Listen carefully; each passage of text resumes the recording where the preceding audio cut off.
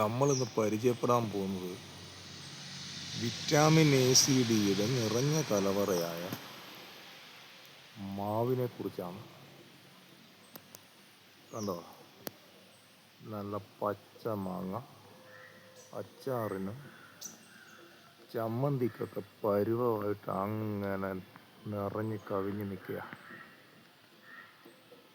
ഇവനെ ഇപ്പോൾ അങ്ങ് പറിച്ചെടുത്താൽ നല്ല റേഷൻ അരിയിൽ അങ്ങ് എടുത്തേച്ച് ചമ്മന്തിയാക്കി അങ്ങ് അരയ്ക്കണം. കുറച്ച് തേങ്ങയും ഇട്ട് ആ അരകല്ലിൻ്റെ മുകളിൽ വെച്ച് അങ്ങ് അരച്ചാൽ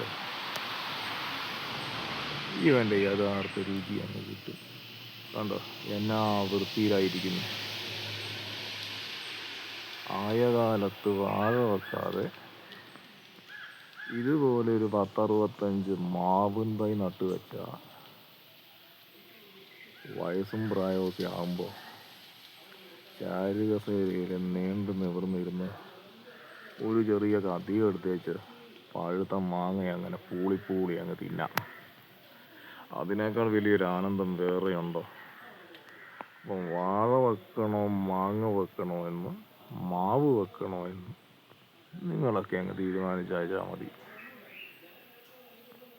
ഇനി ഇവനെ അച്ചാറിടാം, ജ്യൂസ് അടിച്ച് കുടിക്കാം. പിന്നെ ഈ പച്ചമാങ്ങ ഇങ്ങനെ പറിച്ചേച്ചേ നല്ല സൂപ്പറായി വെച്ച് ഞാൻ അറഞ്ചാൻ അങ്ങ് ചെത്തി അരിഞ്ഞ് ആ തൊലിയെല്ലാം അങ്ങ് ചെത്തി കളഞ്ഞേച്ച് മേലെ കുറച്ച് ഉപ്പും കുറച്ച് മുളക് പൊടിയെല്ലാം കൂടി അങ്ങ് മിക്സ് ആക്കിയിട്ട് അതിനകത്ത് ഇങ്ങനെ മുക്കി അല്ലെ തൊട്ട് ആ പൊടിയൊക്കെ വിതറി അങ്ങ് തിന്നുമ്പം കിട്ടുന്ന ആ ഒരു പഴയ നൊസ്റ്റാൾജിയ ഉണ്ടല്ലോ, അതൊക്കെ വേറെ ലെവലാ. ഇവനാണ് വിറ്റാമിൻ എ സി ഡിയുടെ നിറഞ്ഞ കലവറ. ഇതിന് ഒരുപാട് ഉപകാരമുണ്ട് ഈ മാവിനെ കൊണ്ട്. നല്ല തണലാണ്, നല്ല മാമ്പഴം കിട്ടും. അന്നാൽ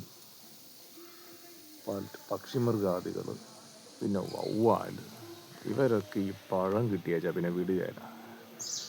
ഇവരുടെയൊക്കെ വലിയൊരു ആഗ്രഹമായി പേരക്കയും മാങ്ങയൊക്കെ തിന്നുക എന്നുള്ളത്. നമ്മളങ്ങ് വെച്ച് കൊടുത്താൽ അവരും തിന്നും, നമുക്കും തിന്നാം. അപ്പോൾ പറഞ്ഞു വന്നത് ഇത്രയേ ഉള്ളൂ. പറ്റുമെങ്കിൽ എല്ലാവരും കുറച്ച് മാവങ്ങ് നട്ടു വെക്കുക. എന്നിട്ടേ നന്നായിട്ടങ്ങ് നല്ല കറിയെല്ലാം വെച്ച് അങ്കമാലി സൈഡിലൊക്കെ ഉള്ള പോലെ മാങ്ങാക്കറിയൊക്കെ വെച്ചേച്ച് സന്തോഷിക്കും.